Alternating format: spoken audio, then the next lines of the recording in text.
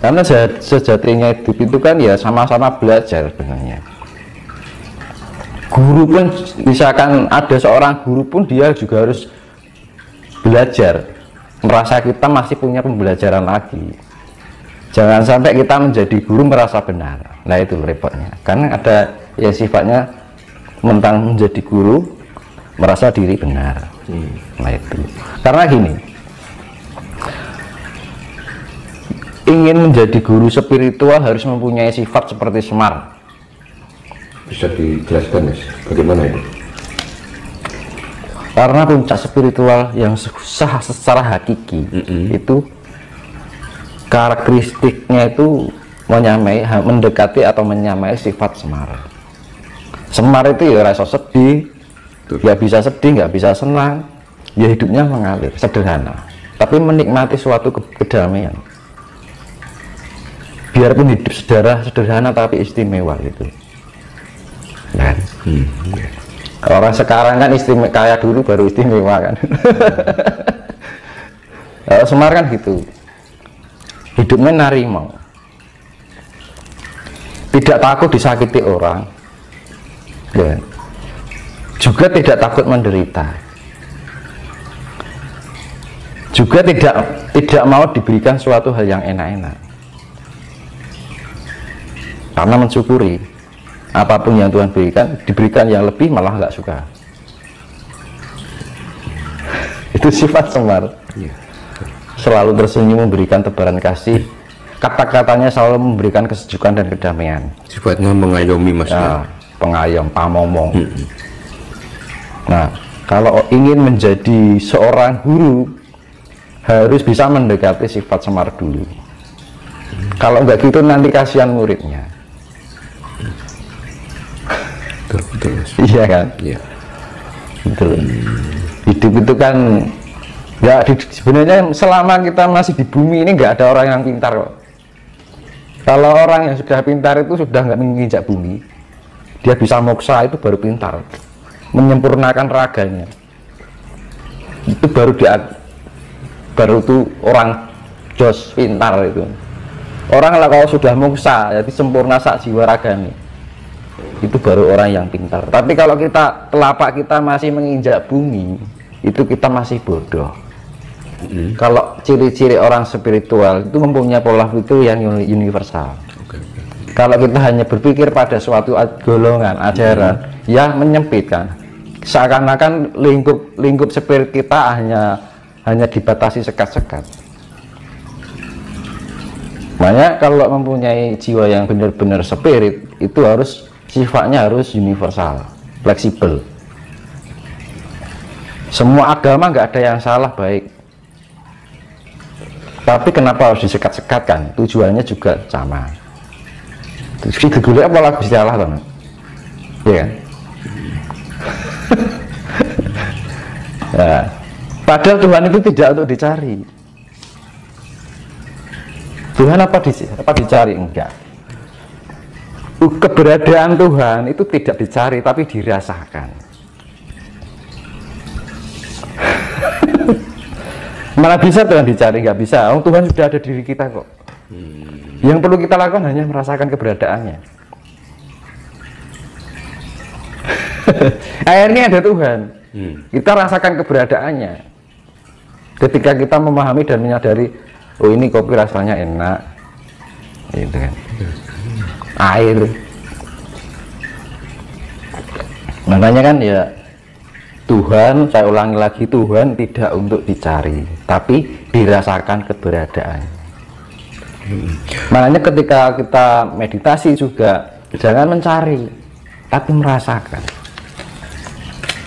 Meditasi jangan mencari. Tujuan ini juga merasakan. Karena Tuhan itu semakin dicari semakin jauh. Loh, bener itu. Di dalam meditasi kita pikirannya kemana-mana mencari kan, ya semakin jauh. Oh, sekarang gini Mas Dimas, tadi Mas Dimas mengatakan bahwa meditasi itu jangan mencari. Sebetulnya hakikat dari tujuan meditasi itu sebenarnya bagaimana sih Mas? yaitu bisa mencapai tingkat kesadaran bahwa kita memahami dan menyadari keberadaan Tuhan itu tadi. Kalau kita sudah memahami keberadaan Tuhan, maka sifat Tuhan akan include di dalam diri kita. Nah, sifat Tuhan itu apa? Kasih. Nah, kasih menyebabkan apa dampaknya? Kedamaian. Ya wis toh. Kalau kita sudah damai, tenang, tentrem hati, damai, sejahtera. Nah, makanya dunia ini akan dijadikan seperti itu. Makanya terjadi satrio pinilih mau untuk membangkitkan spirit-spirit ini. Makanya di tahun 2 ini mulai gencar masalah spiritualitas. Jadi ya namanya meditasi itu sebenarnya melatih tingkat kesadaran kita. Gunanya apa? Biar kita bisa merasakan keberadaan Tuhan. Kalau kita sudah merasakan keberadaan Tuhan, ya Tuhan ikut di dalam diri kita, mempunyai sifat-sifat seperti Tuhan. Sifat Tuhan itu apa? Lembut. Lembut itu diwujudkan dengan apa? Kasih. Ya wes. Makanya kan gini, gunanya kita mengolah diarani meditasi di barat apa weningnya, kan itu. Di dalam keheningan perenungan diarani heneng henung hening. Heneng kita merenung, diam, heneng, baru hening. Hening itu ibaratnya lebih mendalam lagi. Hening itu artinya merasakan apa yang semua yang ada di dalam organ tubuh kita, pikiran kita, rasa kita, emosional kita, kan ngono. Nah, kalau kita sudah bisa menselaraskan itu, ini akan lampu ini yang menyala ini, yang awalnya redup jadi terang. Awalnya merah menjadi hijau, ya magic biniu, aura. Jiwa itu aura. Nah, aura itu ya cahaya ini. Tuhan itu ada di dalam diri kita kan. Tapi kita rasakan keberadaan Tuhan, nah, gitu. Dengan cara apa? Kita mengenal jati diri kita sendiri. Bahwa jati diri kita sendiri adalah sifat Tuhan. Tapi sekarang orang sudah tidak mengenal jati dirinya. Karena apa? Sudah terbelenggu oleh kenikmatan dunia. Ya kan, makanya usake sifat yang jamu kan si seneng ngumbar angkara murka padha ninggalake roh sejatine kan ngono. Mung butuh nuruti karep. Kalau orang Jawa bilang kayak gitu. Hanya butuh untuk mengumbar karsa itu. Akhirnya apa? Karsa itu mendunia. Ya kan. Dan Jawa ini sebenarnya menuntut untuk mengenal jati diri. Karena apa? Bangsa ini terlalu larut lama ketergantungan dengan negara lain, ya kan? Alat transportasi impor, ya kan? Alat komunikasi impor, ajaran impor, apa yang nggak diimpor kan gitu. Tapi keberadaan kekayaan yang dimiliki oleh Jawa sendiri nggak hanya ajarannya, alamnya, ajarannya itu juga murni kan gitu. Nah, kadang-kadang orang kita Nusantara itu kurang kreatif gitu loh. Apa-apa serba impor, ya kan. Jadi terlalu lama larut dengan ketergantungan dengan negara lain. Bahwa kita kekayaan alam kita sudah lengkap, nggak kita manfaatkan, malah diekspor, ya kan. Masalah obat-obatan, loh, yang ada di sini nggak ada di luar negeri, ya kan.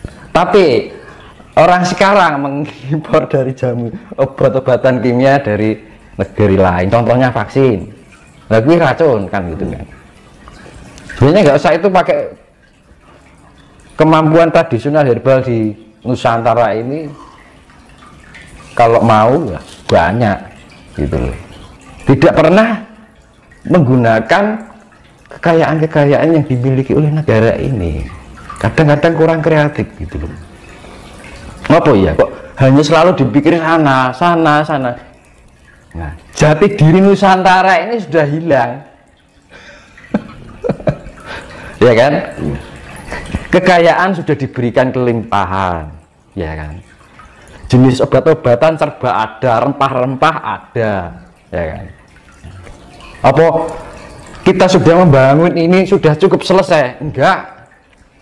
Kan no.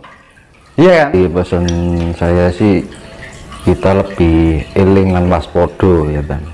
Dibilang eling lan waspodo itu kan eling karo pangucape ya kan, eling dengan pikiran apa yang kita pikirkan, eling dengan apa yang kita rasakan ya kan. Kita harus menjadi pribadi yang mempunyai sifat-sifat Tuhan.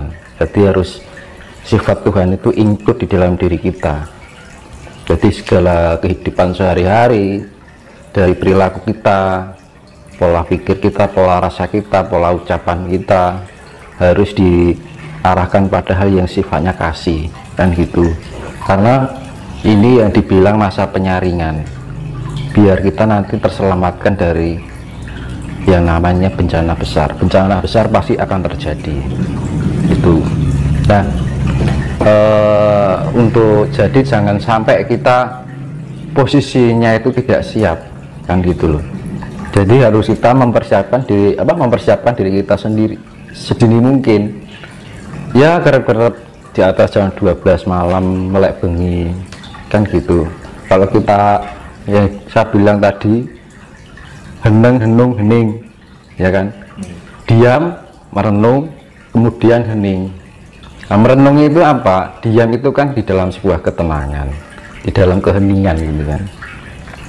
Terus henung, kita merenungi, sering-sering kita komunikasi dengan diri kita sendiri. Nanti kalau kita sering-sering komunikasi dengan diri kita sendiri, membuat kita itu semakin mengerti ya, mengerti dengan kondisi kita, mengerti dengan perasaan kita, mengerti dengan apa yang kita berikan, mengerti perilaku kita ya kan. Akhirnya apa?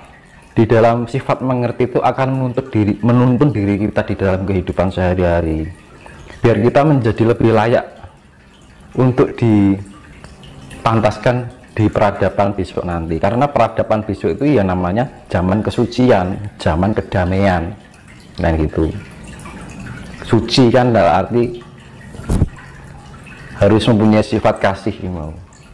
Kalau kita mau yang namanya kita olah spiritual, mau ajaran ini ajaran itu, kalau kita nggak bisa menerapkan kasih ya percuma. Karena Tuhan yaitu tadi kekuatan power dari alam semesta, bahkan dunia global semesta ini dari makro sampai mikro, itu kuncinya adalah kasih gitu. Karena apa ya, itu tadi kembali kita harus mempunyai sifat pemelihara ya. Apa yang kita pelihara pikiran kita dengan baik, pelihara rasa kita dengan baik, pelihara perilaku kita.